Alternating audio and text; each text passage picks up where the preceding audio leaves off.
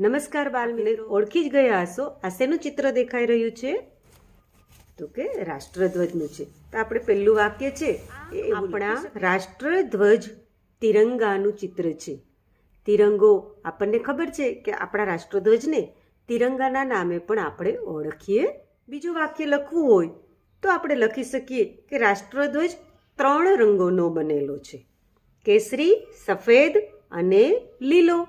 એમાં 3 રંગથી આપણો રાષ્ટ્રધ્વજ બનેલો. વચ્ચે બાલમિત્રો શું આવેલું છે? અશોક ચક્ર. તો આપણે લખી શકીએ ધ્વજના વચ્ચેના ભાગમાં બ્લુ કલરનું અશોક ચક્ર છે, જેમાં 24 આરા આવેલા છે. જે વ્હીલ જેવું આપણને દેખાય છે ને એ આરા છે બાલમિત્રો. અને આ બ્લુ કલર ધ્વજ વિશે ઓળખીએ છીએ, પણ કેસરી, સફેદ અને લીલો રંગ શા માટે લેવામાં આવ્યા છે?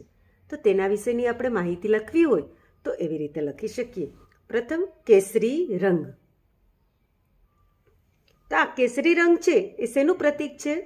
બલિદાનનું પ્રતીક છે, શૂરવીરતાનું પ્રતીક છે, જે બધા ધર્મોના અહંકારને મુક્તિ અને ત્યાગનો સંદેશ આપે છે. આ રંગ એકતા બની રહે તેવો સંદેશો પણ આપે છે. એ પછી શેનો રંગ આવે છે બાલમિત્રો? સફેદ રંગ. તો સફેદ રંગ શા માટે લેવામાં આવ્યો છે? તો સફેદ રંગ છે એ આપ સૌને ખબર છે શાંતિ અને ઈમાનદારીનું પ્રતીક ગણાય છે. સફેદ રંગ સ્વચ્છતા અને જ્ઞાનનું પ્રતીક પણ માનવામાં આવે છે. આવા બધા સારા સારા પ્રતીકોના હિસાબે અહીંયા સફેદ રંગ છે એને આપણે અહીંયા લેવામાં આવ્યો. મિત્રો જોઈએ તો લીલો રંગ. તો લીલો રંગ શું કામ અહીંયા મૂકવામાં આવ્યો છે? તો કે લીલો રંગ ભારતની હરિયાળીનું પ્રતીક છે. આ રંગ વિશ્વાસ, ખુશાલી અને સમૃદ્ધિની પ્રગતિનું પણ પ્રતીક માનવામાં આવે.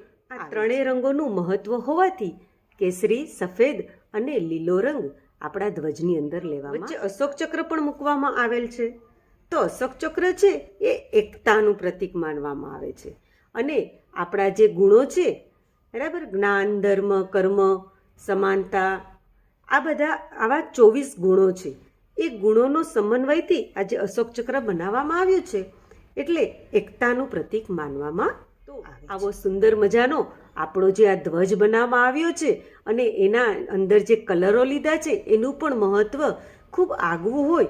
તો આવો આપણો ઝંડો છે એ આપણી આન, બાન અને શાન છે, જે ખૂબ જ આદરથી રાષ્ટ્રીય તહેવારોના દિવસે ફરકાવવામાં આવે. આપણો ધ્વજ છે આપણને સૌને ખબર છે કે અમૃત મહોત્સવ દરમિયાન હર ઘર તિરંગા, ઘર ઘર તિરંગા એ કાર્યક્રમ પણ આપણે સૌ સાથે મળી અને ઉજવ્યો હતો.